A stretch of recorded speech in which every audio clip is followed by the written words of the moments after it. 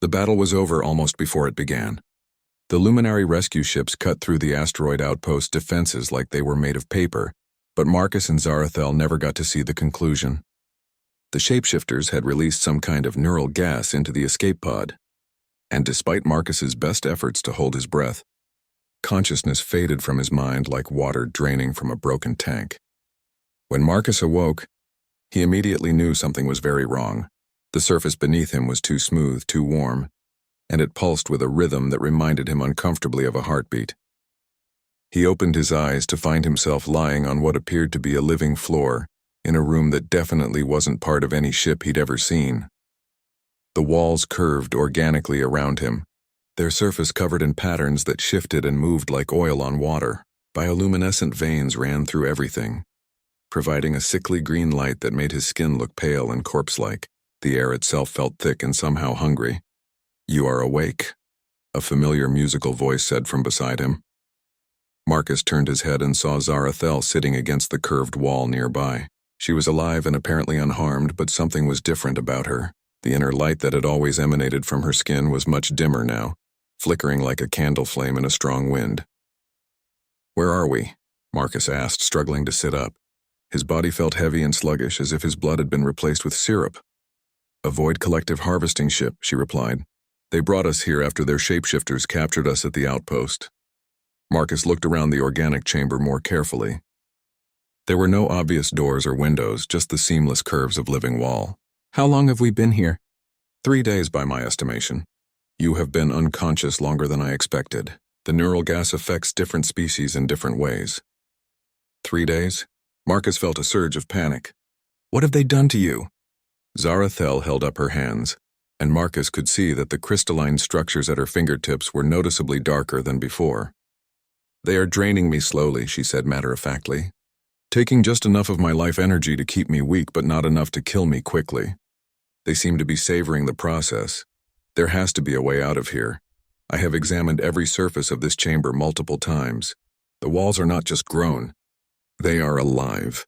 They respond to my attempts to escape by becoming harder and more resistant." She gestured to several areas where the wall surface was noticeably different in texture. "I believe this entire ship is a single organism, bred specifically for containing energy-based life forms." Marcus stood up and immediately regretted it as dizziness washed over him. Whatever they had used to keep him unconscious was still affecting his system. "What about your rescue ships? Did they follow us?" "I do not know. The Void Collective has ways of masking their trail that even our technology cannot easily penetrate." Zarathel's voice carried a note of despair that Marcus had never heard from her before. "Marcus, there is something I must tell you." "What?" "The reason they have not simply drained me completely is because they need my cooperation for their ultimate plan. They are taking me to the heart of Luminara." Marcus sat down heavily beside her. "The artifact you mentioned before?" "More than an artifact. It is the source of my people's power, the wellspring from which all our energy abilities flow. It has been hidden in a pocket dimension for 10,000 years, accessible only through specific genetic codes and mental patterns." "And you have those codes?" "I am the only living being who possesses them all. My family line has been its guardian since the ancient wars." She turned those violet eyes toward him, and Marcus could see the weight of millennia of responsibility in their depths. "If the Void Collective gains control of the heart, they will be able to drain the life force from every living thing in the galaxy." Every living thing.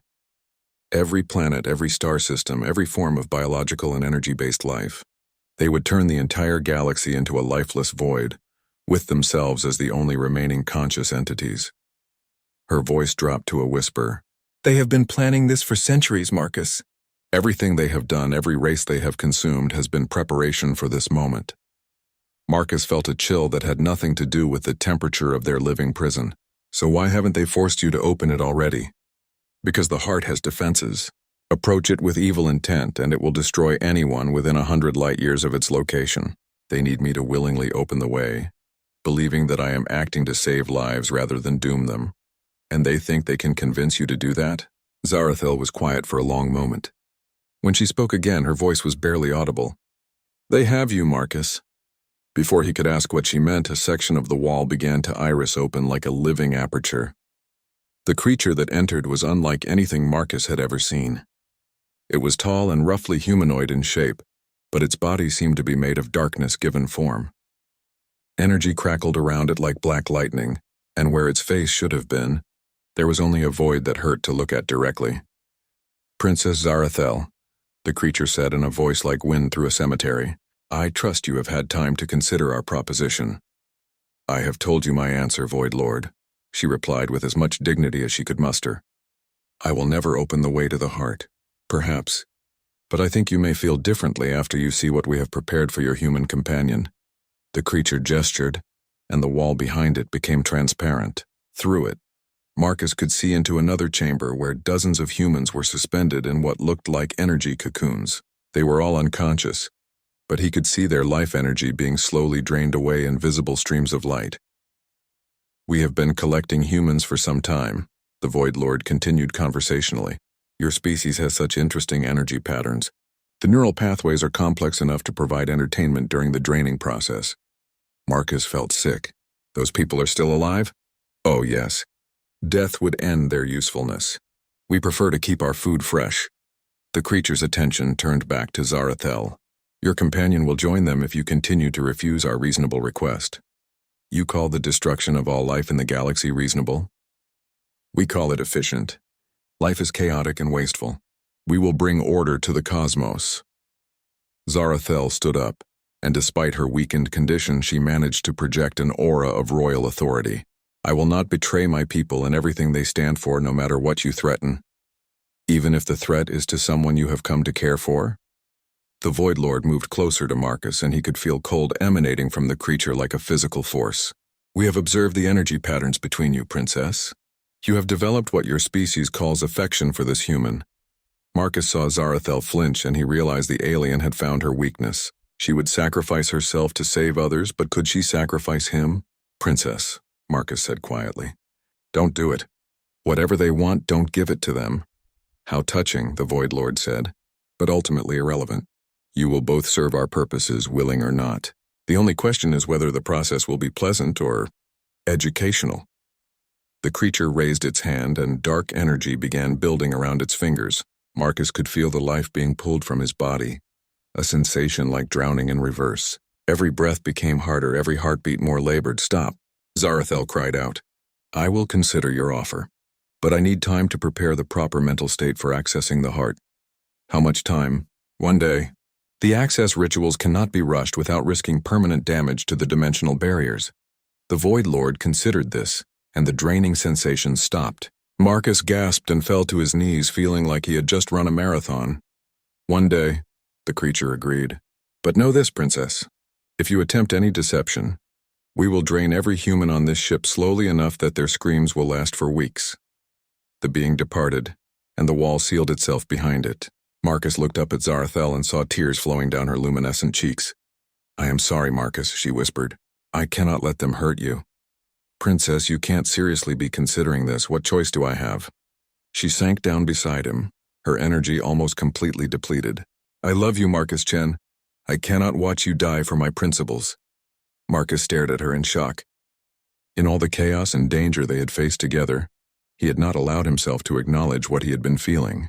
But hearing her say those words, he realized that somewhere between rescuing her from the Krillians and fighting shapeshifters together, he had fallen completely in love with this remarkable alien princess.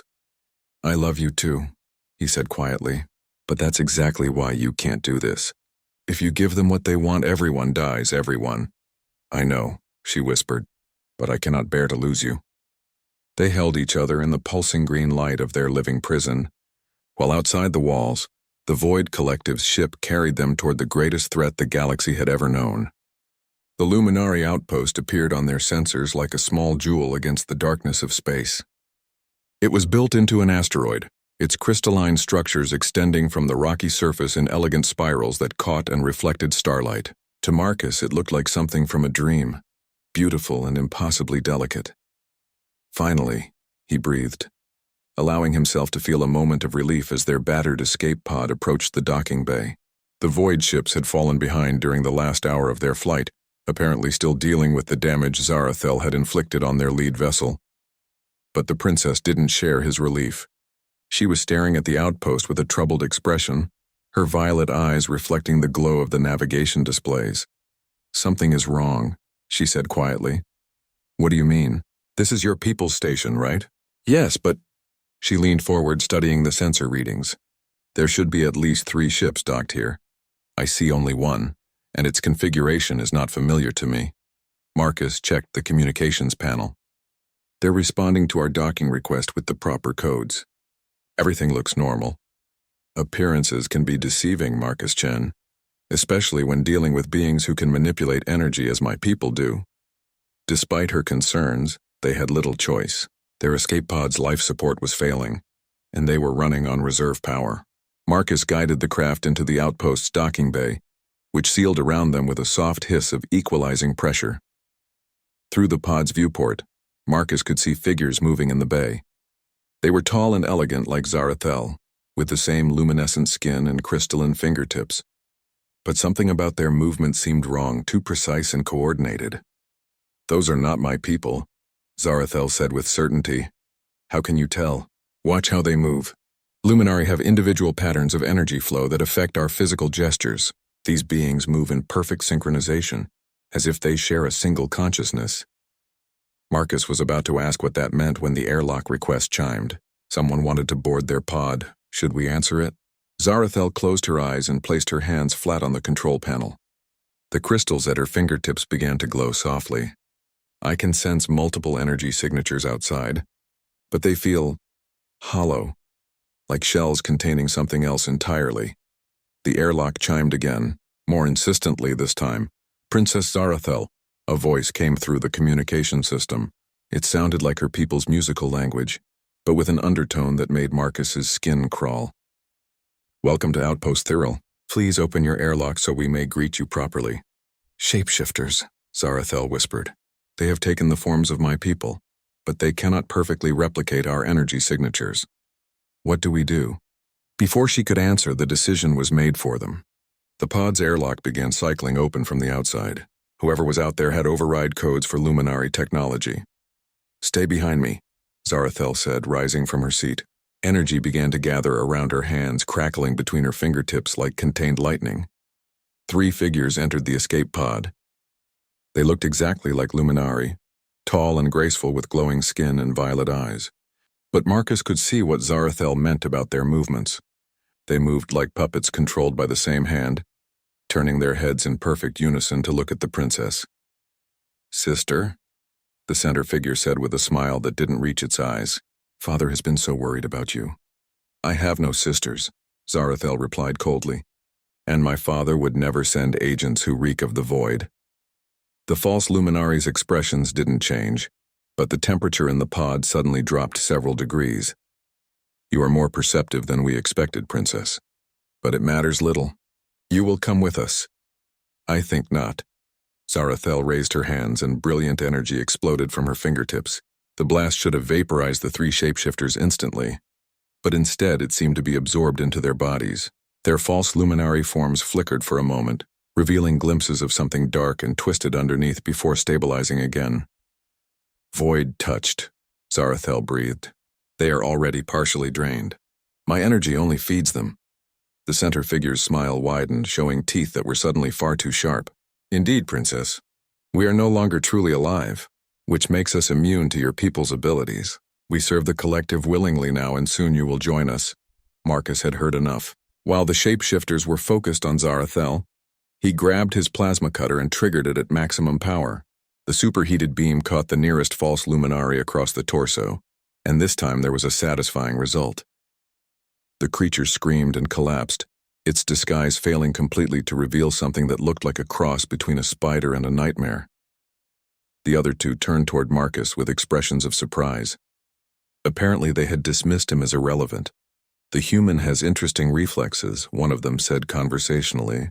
"Perhaps he will provide entertainment before we drain him completely." "Marcus, run!" Zarathel shouted, but there was nowhere to run.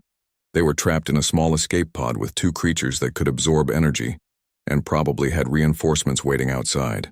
Marcus looked around desperately for anything that might help, and his eyes fell on the pod's emergency self-destruct mechanism. It was a last resort option, designed to prevent valuable technology from falling into enemy hands. If triggered, it would vaporize the entire pod and everything within 50 meters of it. Princess, Marcus said quietly, not taking his eyes off the shapeshifters. How long can you protect yourself from a plasma explosion? What are you thinking? Something probably very stupid. One of the false luminari took a step toward them, and Marcus could see dark energy beginning to flow around its hands. Enough conversation. You will both come with us now, or we will begin the draining process here. Marcus's hand moved toward the self-destruct control. I've got a better idea.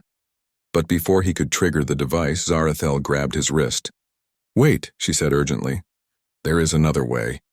She closed her eyes and began to glow brighter than Marcus had ever seen before. The light emanating from her skin became so intense that he had to shield his eyes. The shapeshifters took a step back, hissing in what might have been pain or anger. I am calling to my people, she said through gritted teeth, broadcasting our location on frequencies that only true luminari can hear. If any of them are within range, they will come. And if none of them are within range, then we die fighting. The two remaining shapeshifters were advancing again, their false forms becoming more unstable as Zarathel's energy call interfered with their disguises.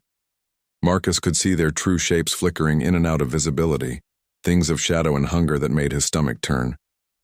Your people will not arrive in time, Princess, one of them said, and when we are finished with you, we will hunt down every luminari in this sector. The collective's hunger is infinite. Marcus raised his plasma cutter, knowing it would probably only slow them down. Come on then, if you're coming. But suddenly the outpost's hull began to vibrate with a deep thrumming sound. Through the pod's viewport, Marcus could see new ships dropping out of hyperspace around the asteroid. These vessels were clearly luminari in origin, all flowing lines and crystalline projections that glowed with inner light. The cavalry, Marcus breathed. The shapeshifters looked at each other with expressions that might have been worry if they had been capable of genuine emotion. One of them spoke rapidly into a communication device in a language that sounded like breaking glass. They are calling for evacuation, Zarathel translated, but it may be too late for us. The false luminari turned back to them with desperate hunger in their stolen eyes. If we cannot take you alive, Princess, we will settle for your drained corpse. Dark energy began building around both creatures, and Marcus realized they were about to discover just how much damage void-touched shapeshifters could do in close quarters. He tightened his grip on the plasma cutter and prepared to make his last stand alongside the most remarkable being he had ever met. Outside, the real luminari ships were closing in on the outpost, but Marcus wasn't sure they would arrive in time to matter. The escape pod's proximity alarms began screaming, just as Marcus was starting to think they might actually make it to the luminary outpost. He quickly checked the sensors and felt his heart sink. 3 ships had dropped out of hyperspace directly ahead of them, their sleek forms cutting through the starfield like predatory fish. Those aren't Krillian vessels, Marcus said, studying the sensor readouts. The ships were too elegant, too organic-looking. They seemed to absorb light rather than reflect it, making them difficult to track visually. Zarathel leaned over to look at the displays, and Marcus saw her face go pale. Void Collective, she whispered. They found us faster than I expected. Friends of yours? The opposite of friends. Her hands clenched into fists and the crystals at her fingertips began to glow with agitation. They are the reason my people withdrew from the outer territories 2 centuries ago. They consume life force itself, Marcus. They feed on the energy that flows through all living beings. Marcus tried to change course, but the 3 ships had already positioned themselves to cut off any escape route.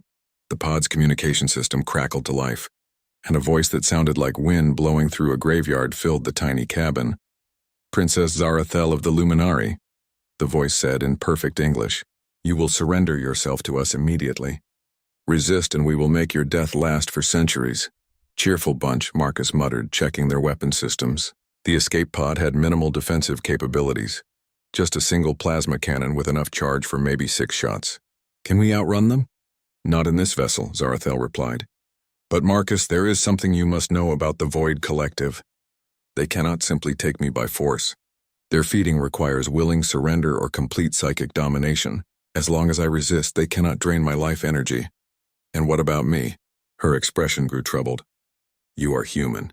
Your species has natural resistance to psychic manipulation that even my people find remarkable, but you are not immune. The 3 void ships began closing in. their dark hulls seeming to bend light around them. Marcus could see energy patterns playing across their surfaces like black lightning. "Princess," the voice came again, and this time it seemed to echo inside Marcus's skull. "You cannot run forever. Surrender now, and we will make your companion's death swift." "How kind of them," Marcus said through gritted teeth. He suddenly had an idea that was either brilliant or completely insane. "Princess, how much energy can you channel at once?" "What do you mean?" "Back on the ship, you overloaded the lighting systems. Could you do the same thing to their ship's sensors?" Zarathel considered this. Possibly, but it would require direct contact with their energy systems. "I would need to be much closer." "How much closer?" "Close enough to touch their hull." Marcus stared at her. "You want to go outside and touch their ship? In the vacuum of space?" "My people can survive in vacuum for short periods," she explained. "Our physiology is different from yours. But Marcus, if I try this and fail, we will both die." The void ships were now close enough that Marcus could see details of their construction. They looked grown rather than built, all flowing curves and organic-looking surfaces. Dark energy crackled between projections that might have been weapons or sensory organs.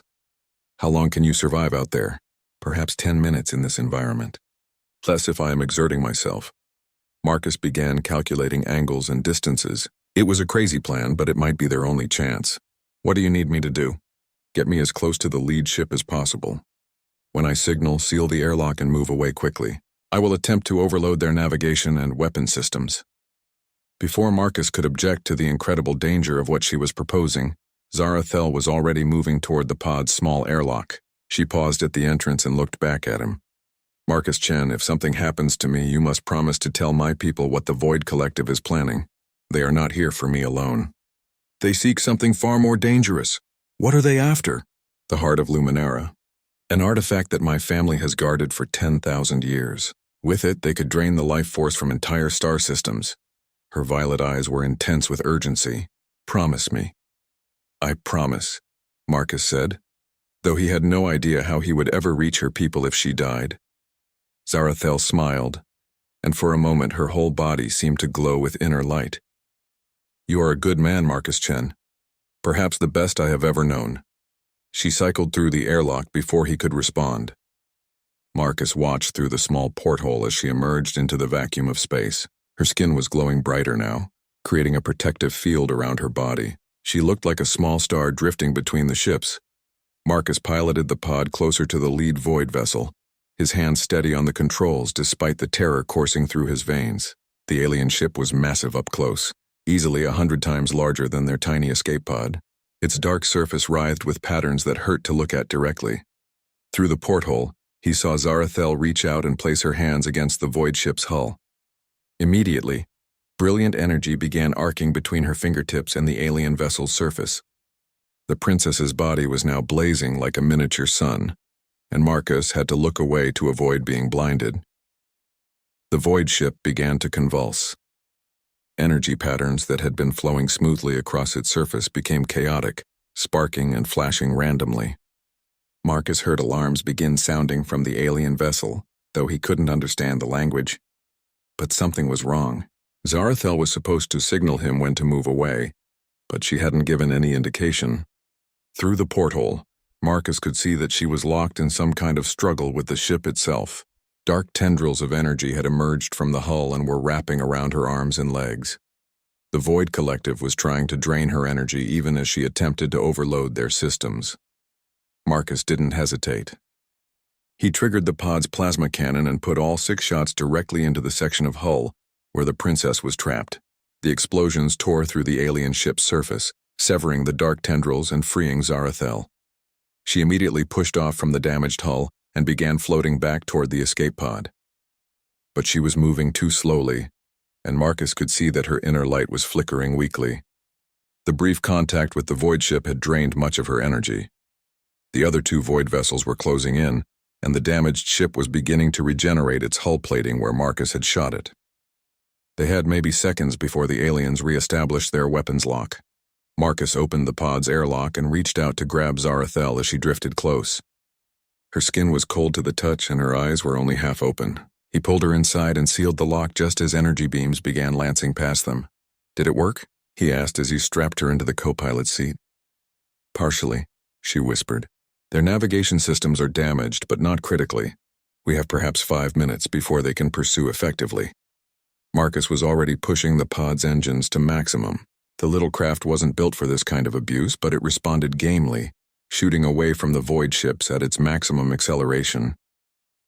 There, Zarathel pointed weakly at a distant point of light. The Luminary outpost. Can we reach it? Marcus checked their fuel and engine status. It would be close, but they might just make it if nothing else went wrong. Behind them, the void ships were beginning to give chase, but their damaged lead vessel was clearly having trouble maintaining course. We're going to make it, Marcus said with more confidence than he felt.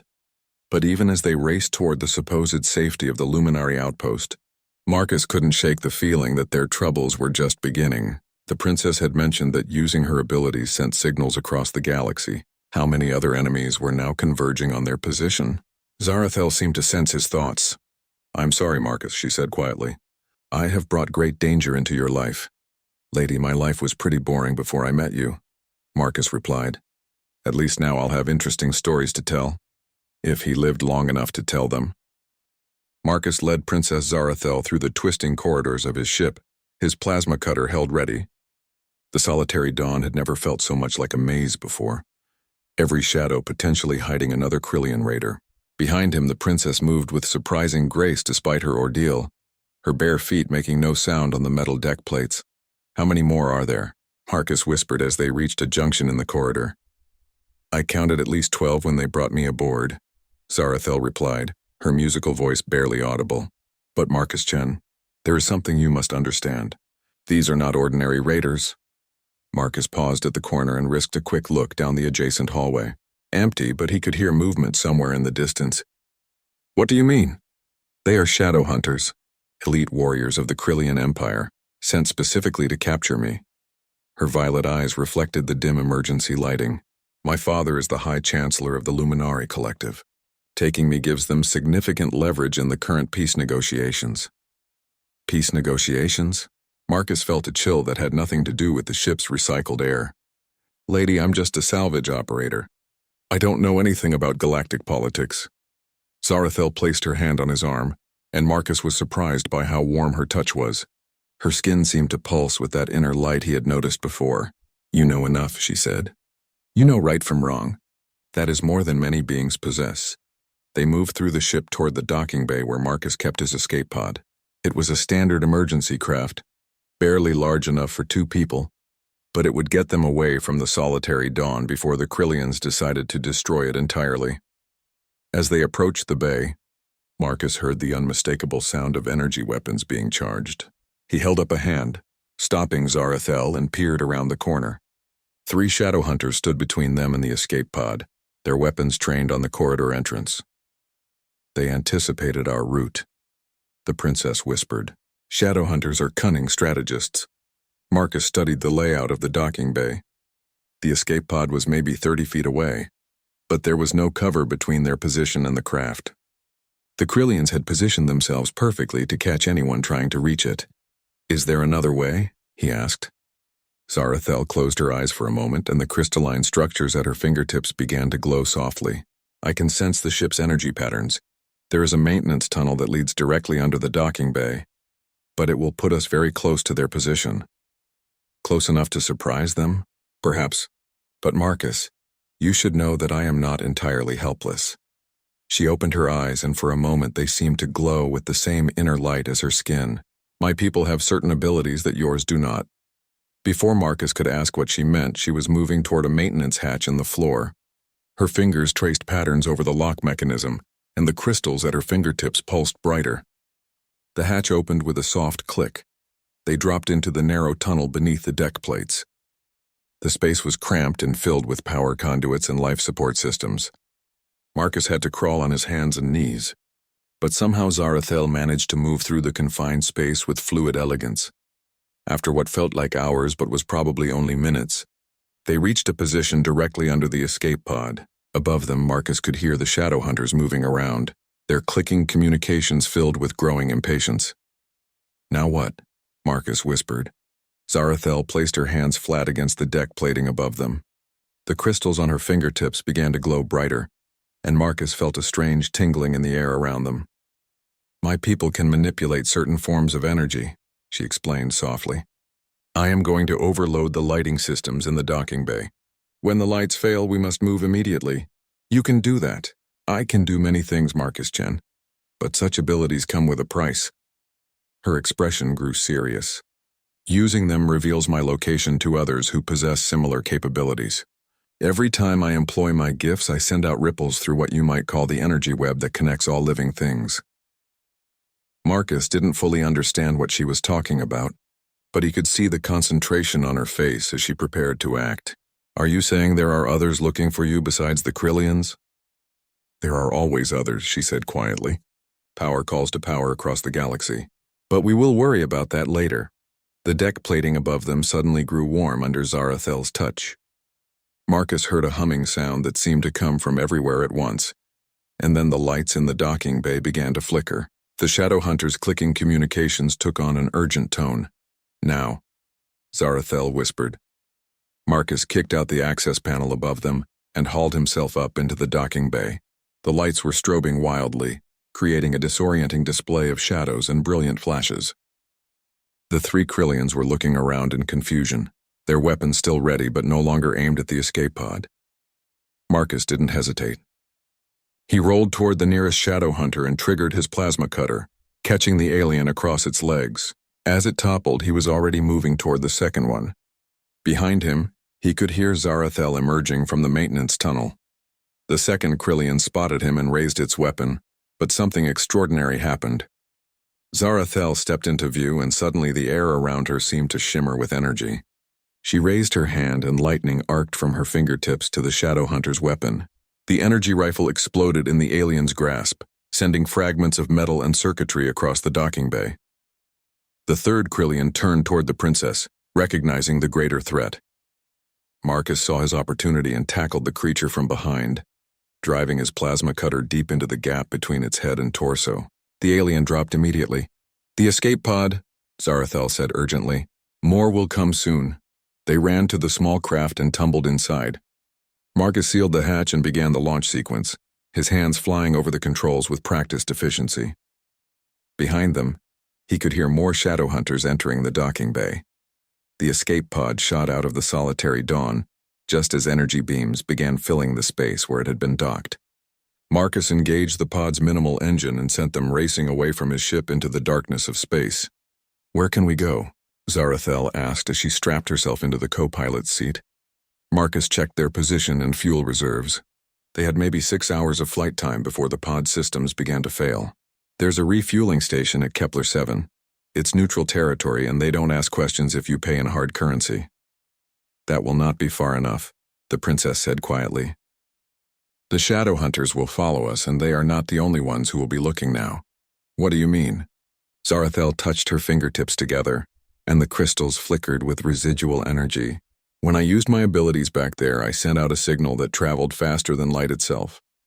Every sensitive being within a dozen star systems now knows approximately where I am." Marcus felt his stomach drop. "How many are we talking about?" "I do not know," she admitted. "But among them will be others of my people, some who serve my father and some who do not. There will be bounty hunters from a dozen different species, and there will be agents of the Void Collective." "The Void Collective." Zarathel's expression grew grim. "Ancient enemies of the Luminari. They have been searching for me for a very long time. Marcus Chen. They believe that my bloodline holds the key to a power that could reshape the galaxy itself." Marcus stared at her, beginning to understand just how much trouble he had gotten himself into by rescuing this beautiful alien princess. "And you're telling me this now because you deserve to know the truth before you decide whether to help me further." She turned those violet eyes on him, and Marcus felt something shift in his chest.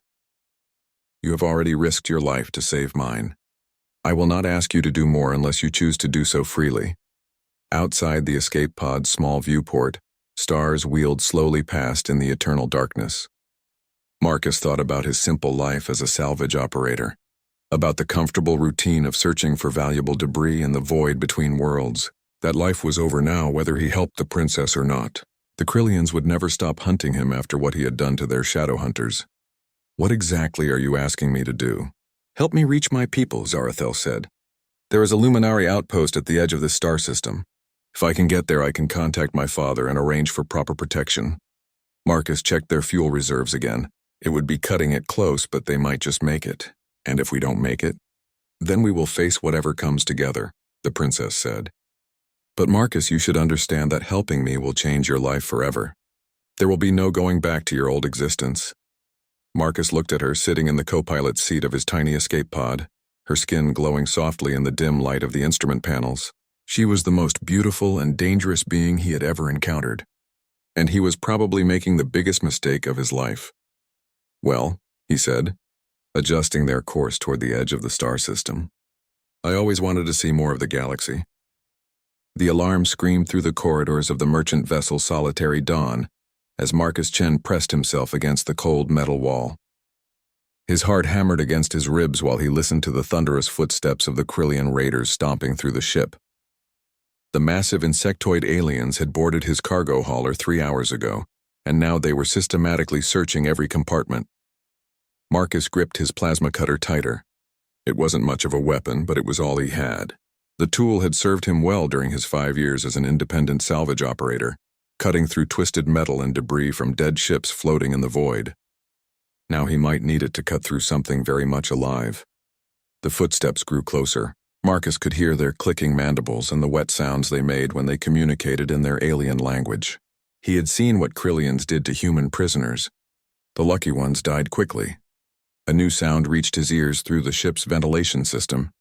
It was faint, but distinctly different from the heavy tread of the raiders. Someone was crying. The sound was melodic, almost musical, but filled with such pain and terror that it made Marcus's chest tighten. Against every instinct screaming at him to hide until the raiders left, Marcus found himself moving toward the sound. He crawled through the maintenance shafts, following the ventilation ducts deeper into the ship. The crying grew louder, and now he could hear other voices, harsh guttural voices speaking in the Krillian tongue. Marcus reached a ventilation grate and peered through the slats. What he saw made his blood run cold. 3 Krillians stood in the cargo bay, their chitinous exoskeletons gleaming under the harsh lights. They towered over a figure chained to the floor. At first glance, Marcus thought it might be human, but as his eyes adjusted, he realized he was looking at something extraordinary. The prisoner was clearly female, with a humanoid form that was both familiar and utterly alien. Her skin seemed to shimmer with an inner light, shifting between pale blue and silver like moonlight on water. Her hair was long and white as starlight, and even from this distance, Marcus could see that her eyes were larger than any human's, colored like deep violet gems. But what truly marked her as alien were the delicate, translucent fins that extended from her temples and the way her fingers ended in what looked like tiny crystals instead of nails. She was beautiful in a way that hurt to look at, like staring directly into something too pure for the universe. The largest Krillian said something in its clicking language, and one of the others raised what looked like a neural prod. The alien princess flinched, and Marcus saw real terror in those violet eyes. She was going to be tortured, and from the way the Krillians were preparing their equipment, it was going to be slow and methodical.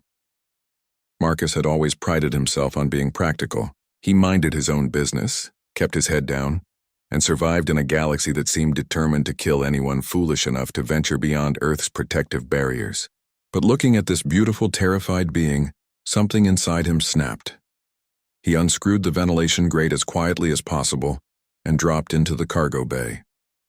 The Krillians were so focused on their prisoner that they didn't notice him until he was already moving. Marcus triggered his plasma cutter and swept it in a wide arc, catching the nearest raider across the back of its legs. The superheated beam sliced through the alien's exoskeleton like it was paper.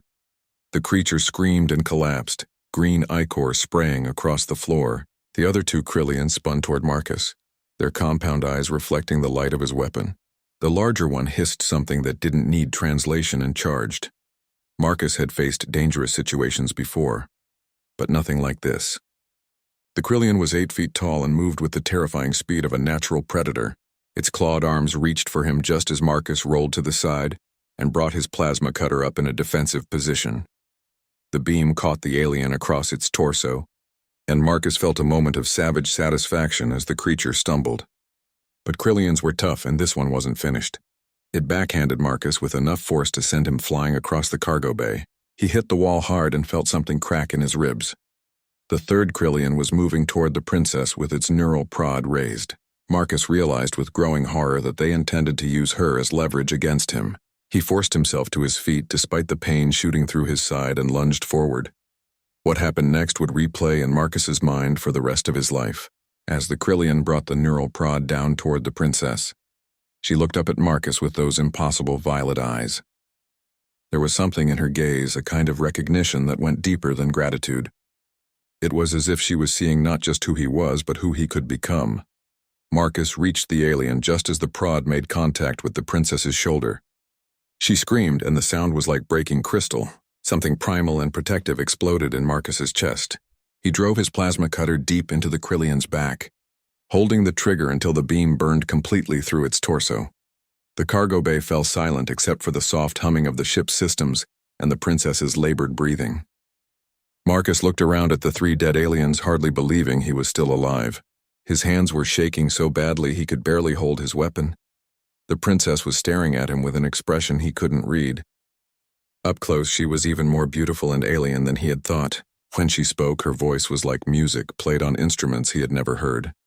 "You saved me," she said in perfect English, though her accent was unlike anything from Earth. "You could have hidden, you could have escaped, but you chose to save me." Marcus knelt beside her and began working on the energy chains that held her to the floor. "Couldn't just leave you here," he said, surprised by how steady his voice sounded. "What's your name?" "I am Zarathel of the Luminari," she replied. "And you, brave human, what are you called?" "Marcus Chen, and I'm not brave.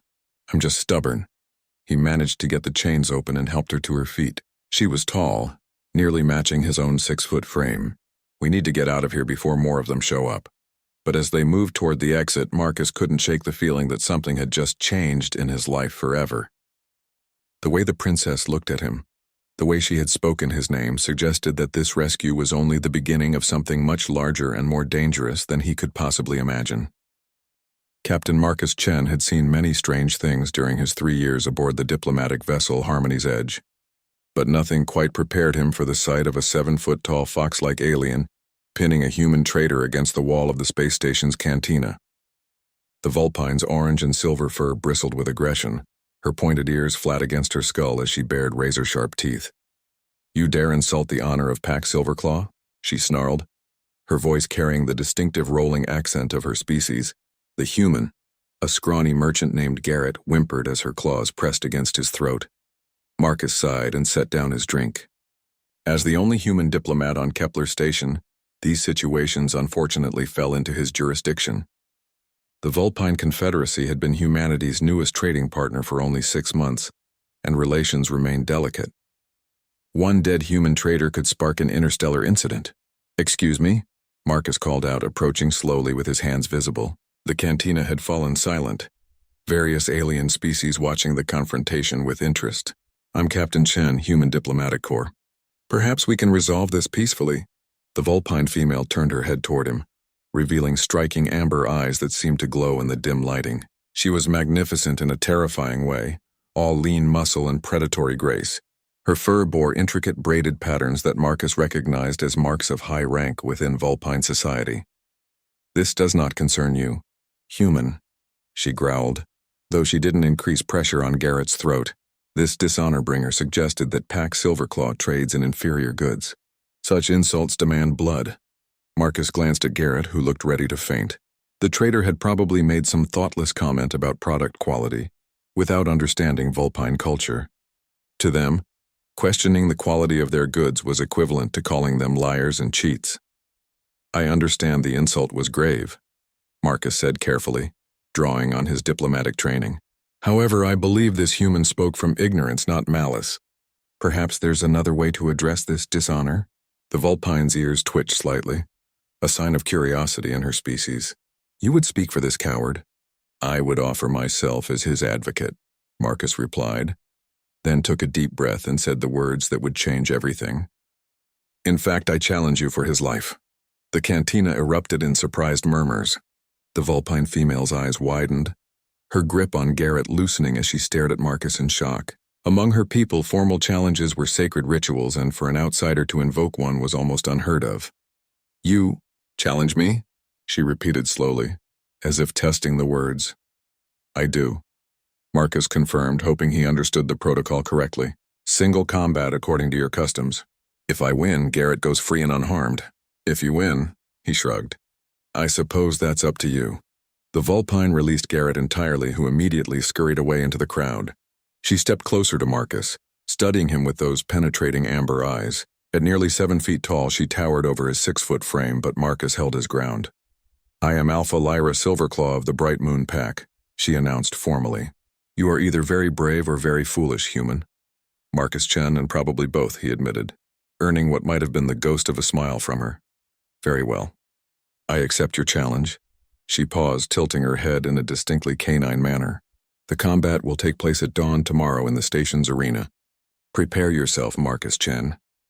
As she turned to leave, Marcus felt a mixture of relief and terror. He'd prevented an immediate diplomatic incident, but now he had to actually fight a trained Vulpine warrior. Humans might be known for their tenacity and unpredictability, but Vulpines were apex predators with reflexes that made cats look sluggish. The crowd began to disperse, chattering excitedly about the upcoming match. Marcus returned to his drink, trying to calm his nerves. He'd studied Vulpine culture extensively, but academic knowledge was very different from lived experience. "That was either the bravest or stupidest thing I've ever seen," came a voice behind him. Marcus turned to see Dr. Sarah Kim, the station's xenobiologist and one of his few human friends on Kepler. "Probably stupid," Marcus admitted. "But what else could I do? Let her kill Garrett?" Sarah slid into the seat across from him, her expression concerned. "Do you even know how to fight a Vulpine? They're incredibly fast, and those claws can slice through steel." "I've had some combat training," Marcus said, trying to sound more confident than he felt. "Besides, humans have advantages too. We're more adaptable, better at improvisation. This isn't an academic exercise, Marcus. Vulpine challenges can be fought to the death." Marcus nodded grimly. He'd known that when he spoke up. The question was whether Alpha Lyra intended to kill him or simply prove her superiority. Among Vulpines, the challenger's fate was entirely at the winner's discretion.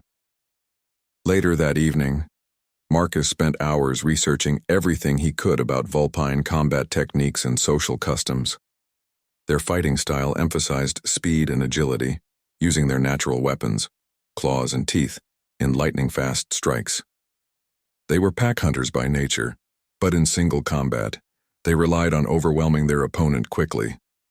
What puzzled him was Alpha Lyra's reaction to his challenge. She'd seemed surprised, almost pleased. It was difficult to read Vulpine expressions, but something in her demeanor had shifted when he'd spoken the formal words. As he prepared for bed, Marcus wondered if he'd misunderstood something crucial about Vulpine culture. His diplomatic training had covered the basics, but there were always subtle nuances that could only be learned through direct contact. Outside his quarters viewport, the stars of the Kepler system glittered coldly. Tomorrow, he would face Alpha Lyra Silverclaw in combat, armed with nothing but his wits and whatever strength he could muster. The fate of not just his own life, but potentially human-Vulpine relations hung in the balance. Marcus closed his eyes and tried to rest, knowing that dawn would come all too soon. In a few hours, he would discover whether his impulsive act of diplomacy would be remembered as heroic, sacrifice, or monumental folly. The last thing he remembered before sleep claimed him was the image of Alpha Lyra's amber eyes, and the strange expression that had crossed her face when he'd issued his challenge.